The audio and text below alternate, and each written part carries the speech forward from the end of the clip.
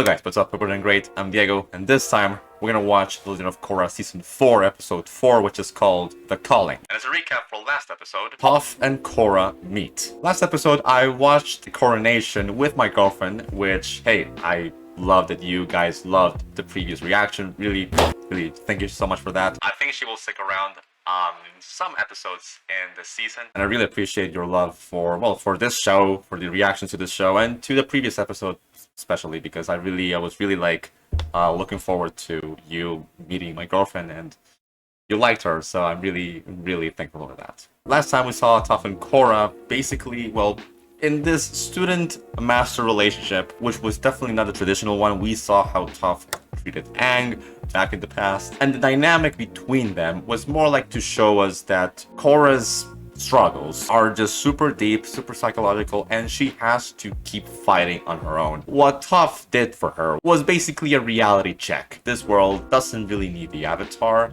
It's changed now. It's not only about her being like really slow or very physically just not up to what she's used to, but the root of the problem for Korra goes much deeper, and I'm really looking forward to see more of those struggles that Korra's going to go through. And I really appreciate this start of journey of this last stage for Korra, because it really is one of my favorite things I've seen so far in this show. So I'm really looking forward to that. Kuvira rises, Prince Wu falls. The last episode, you saw how my girlfriend just freaking loves Prince Wu. Kind of a loser he is, but he's growing on me. I'm not gonna lie, Prince Wu is gonna grow on me just because of how unique his character is within the tone and the world of this show. And at the coronation, Kuvira takes over. She's taking down the idea of lineage in the Earth Kingdom and transforms the Earth Kingdom into the Earth Empire. This is now her world. Su confronts her, and Bolin is manipulated by Kuvira, and all of these conflicts are now emerging. There's a little bit of teasing of what's going to happen in Zafu. I'm really looking forward to that, and I'm really loving these ideas of the best ruler. Are Kuvira and Korra really the same as Bolin says? I'm really looking forward to see more of these ideas develop, because the start of the season is, like I said in the last episode, my favorite in Korra, and I'm really looking forward to the calling. I'm not sure what's going to be this about. It could be anything, really. It could be the calling for Korra, maybe, like, I mean, to be the Avatar again. I guess. Can't wait for more. And before, I bought some headphones, but these are huge, and they look awful on camera.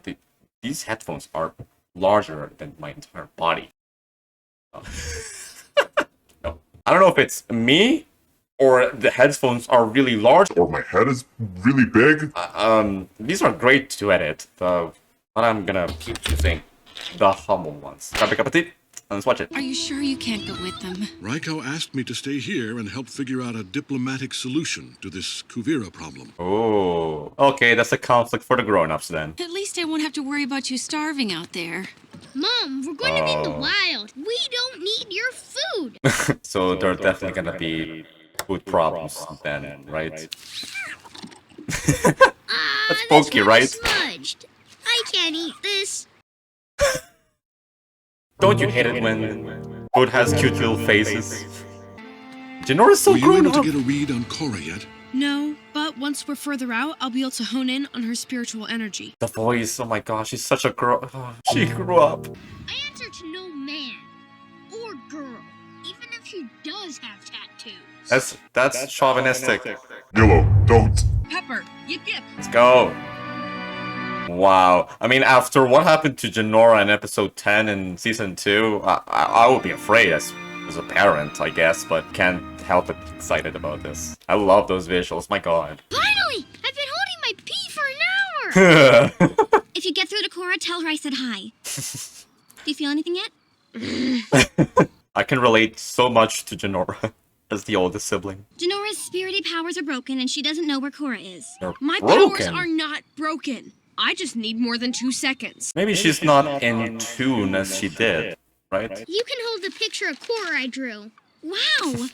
I didn't know you could draw. Wow! You don't know a lot of things about me, sister. Meelo draws the frick. Holy moly, like, you should consider another occupation, Meelo. Have you seen this woman? Well, aren't you an adorable little Oh, thing? but it's Korra with the long hair. They're not gonna... That's great. Of course, that's the last image they have of Korra. The Avatar? We still have one of those? Wow. Haven't seen her, kid. Incredible. I love this approach. We're focusing on the kids. This is great. I love this. Can I trust you? I guess so. I'm on a top secret mission to find the Avatar. Have you seen her? I haven't, sorry. Top secret mission, huh? Oh, making yourself the interesting guy. Beautiful. I'm Tuyen. Nice to meet you. Ooh, Meelo found a girlfriend. Go away, Ikki. I'm all for this kind of teasing. A flower, and that's all he gets. Oh, Meelo. Thanks a lot, Ikki. You drove away the love of my life. Oh, I love it. Where? Oh, this is where episode 2. Oh, It's yeah. just a photo of Korra. Loving the parallels. Then where did she go? Oh, I don't know, but she wasn't looking too good. Yeah, all the mental struggles. Do anything. Exactly. You need to start pulling your weight. That goes for you too, so-called leader. I can relate so much to this sibling dynamic. Like so much. So, what's the plan for today? You're looking at it. Sleeping, of course. This episode is so relatable as frick. I know. Tell me the story about how you taught Aang to earthbend. I threw some rocks at the Avatar. He got all whiny and Sokka fell in a hole. Love it. What about the time you guys took down the Fire Lord? That must have been epic. Oh, yeah. It was hot. I was on a blimp. I love each other's perception. It's just so different. One is like, oh, it's such a legendary thing, and it's like, yeah, that happened. Why don't you go and collect some mushrooms for dinner? You got it. Tough servant, basically. Oh, and make sure you get the big slimy ones. They're the tastiest. The voice acting is pitch perfect. This is Toph. This is the Toph that we knew. I threw it in the river. You did what? That food was supposed to last I 2 knew. weeks. I knew it.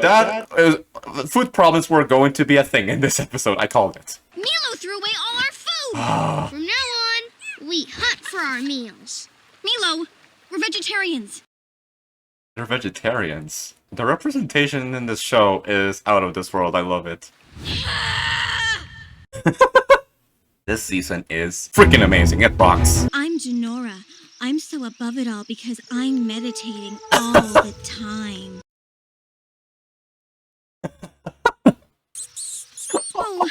Oh, I didn't see you there. she's terrified. You dropped your breakfast. Oh, I love this. Like even the drums for that little moment, like it's so epic, and it's just like that kind of chase. I love. Does this mean we're friends? They're gonna lead them to Korra? Oh. Wow. Okay, commentary on deforestation then? What the frick? Where did these guys come from, yo? Like... Little airbender. Tell us what you're doing in the Earth Empire. Oh, the freaking Earth Empire. Leave airbenders alone. These 3 airbender kids and bring them to Kuvira. I bet we get a big-time promotion. The humor is top-notch. Where did you get those? I found a whole sack of food down by the river, and with each delicious snack comes a lovely handwritten note. I love that he talks like this. I don't want to see them. I'd rather hang out here with you guys. Hit me with one of those macaroons. What a diva. This episode is so unique within Korra. Let's see. Oh my god. That moment in the trauma is real. Holy mo. No, the worst moments for Korra are replaying in her head. The venom. I love that the music is playing back again as well. Gosh, the trauma is real.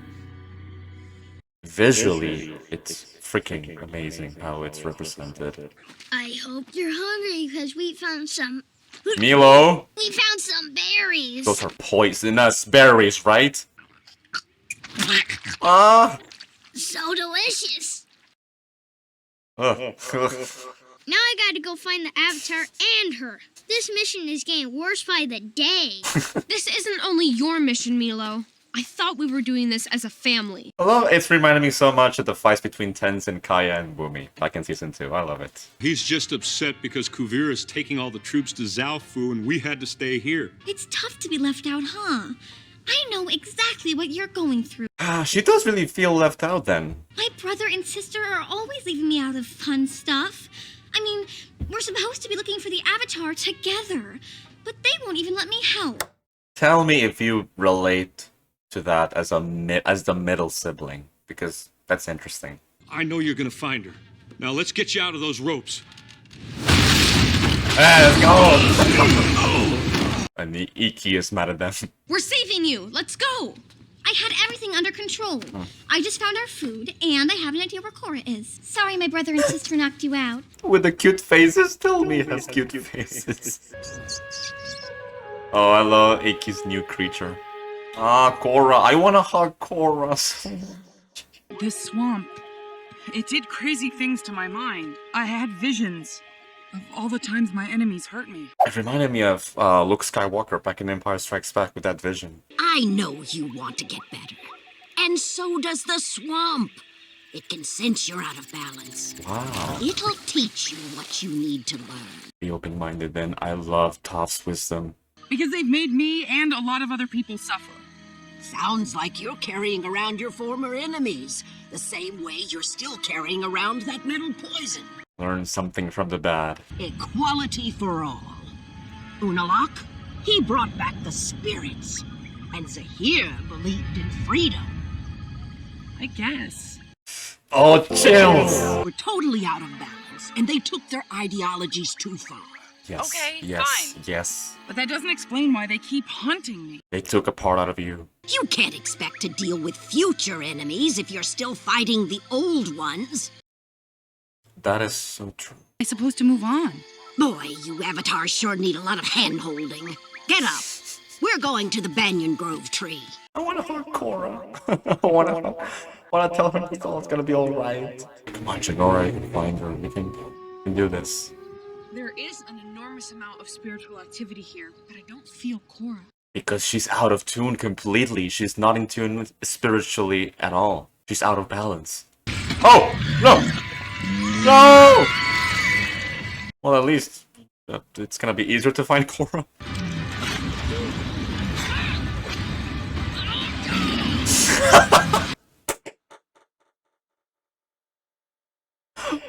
Fart bending. I still don't sense Korra.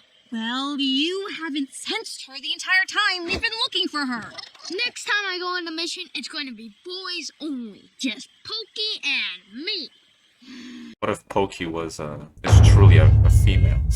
Connecting this whole swamp, you've been disconnected for too long.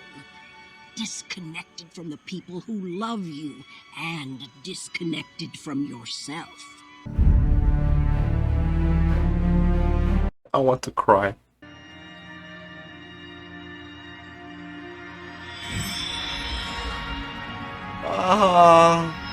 You have to connect with your soul, with love, really. Loving yourself. Yes, that's the... I know where Korra is! Yes, she sends her! Yes, come on! I saw Jinora, Ikki, and Meelo. They're here. Good. Hopefully they're here to take you home. Dolphin's just like sick of this. Yes! Oh!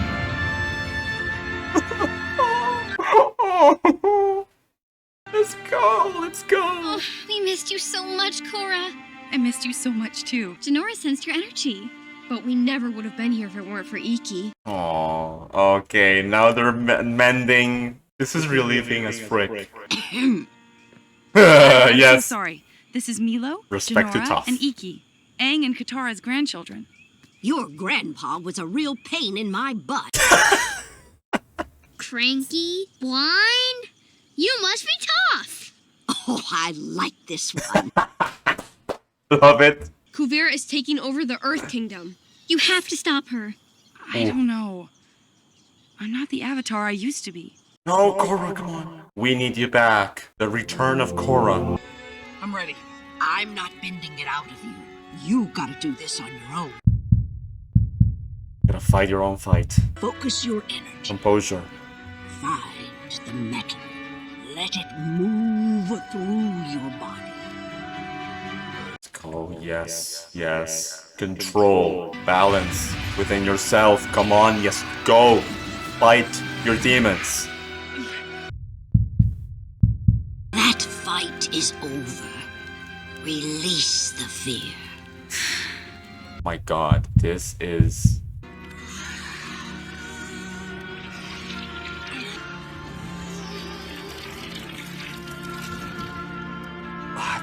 There it is. The venom that was there. Yes. Let it go. Let it go. Oh, Done, Korra. Let's go! Yes! Come on! The Avatar is back in business. My heart is racing. Thank you so much for helping me. I'd like to give you a hug now, if it's okay with you. All right. You earned it. Aww. Toph and Korra's relationship. My god, that is beautiful. Beautiful. Finally, some peace and quiet.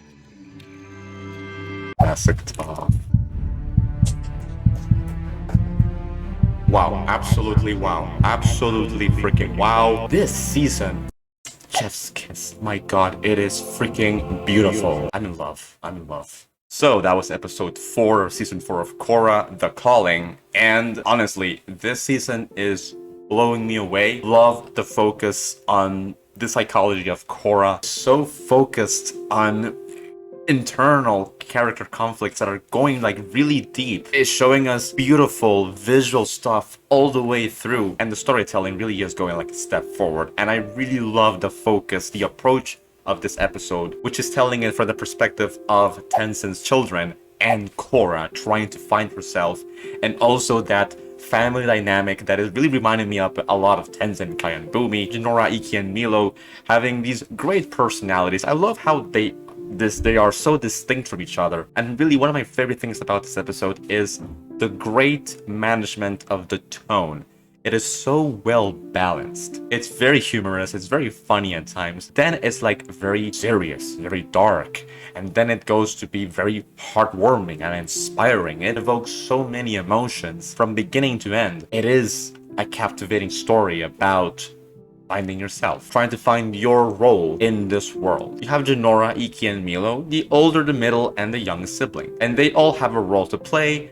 They fight, which is extremely normal in the sibling dynamic. You have these themes coming out of these characters, like feeling like left out, or feeling very blocked, or even feeling like overly enthusiastic and you really want to be someone relevant in this adventure. And that dynamic, that focus of the narrative really works in this episode because of the other side of this episode, which is Toph and Korra's dynamic, and is basically Toph telling Korra to really take a deep breath and examine yourself. What's happening with you? Why are you having these flashbacks? What's the root of this PTSD? What's the emotional root for you to feel this way? And someone called it in the comments in a few episodes away. Korra faced Amon, Unalaq, Vaatu, and Zahir all within a year. That's a lot to take in.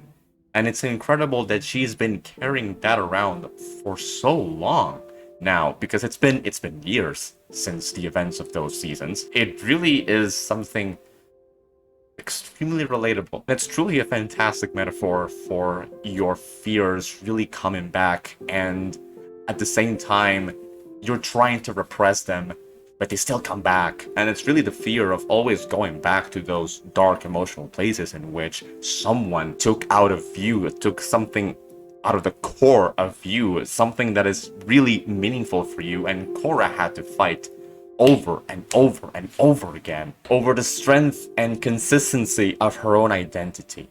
And that's really what made her fall after all this. Like, she doesn't feel like the Avatar anymore. She's not the Avatar anymore. And the explanation of Toph is just beautiful. From a visual standpoint and everything, is just perfect. And it makes so much sense that she is not in tune spiritually at all. And that the swamp feels it. The environment feels it. It reminds me so much. I'm gonna keep saying it, but I think it's a clear reference to those moments in Star Wars in the original trilogy. As a short explanation, it's like if the Jedi don't feel in tune with the Force. It's just that it's a very similar thing here with Korra, that she is not in tune with her energy. It really is something beautiful to watch. It's something that goes in the roots of something like psychological, because it's something that we all as humans endure and we have to face on our own. Toph tells her that this is her fight. She has to fight her own fights, and this is a great lesson to us. And I love it when stories are really focused on telling the story of a character and at the same time is teaching us something. And it has to come naturally. Within such an entertaining piece of storytelling,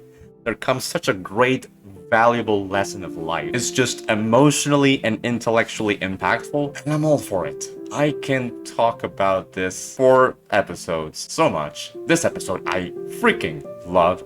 This season is so far at like excellent, outstanding. Every episode so far I've been loving it incredibly, and I cannot wait for more. I cannot wait to see what's gonna be Korra's now continuation of her journey now against Kuvira, because she was going to have to face her, and I think she's still going to have to face these struggles. I think this is a first stage of her coming back, but it's just the first brick, and I really want to see her keep going back. It's not gonna be all solved in just in this one moment. If it's all solved after this, it's gonna feel a little bit weird, to be honest. But I think she's gonna still have internal problems, and I cannot wait to see more of this journey. I am absolutely loving it. If this season continues to be like this season is going to be really high in my ranking. And that will be it. Thank you so much for watching. Really hope you enjoyed this video. If you want more content like this, please give it a like, and you may want to subscribe if you haven't yet. I also do full uncut reactions of The Legend of Korra in Patreon, and also more content as well. And you can have access to polls for exclusive content only on Patreon. I also do first time watching movies, rewatching movies, other TV show reactions, and much more.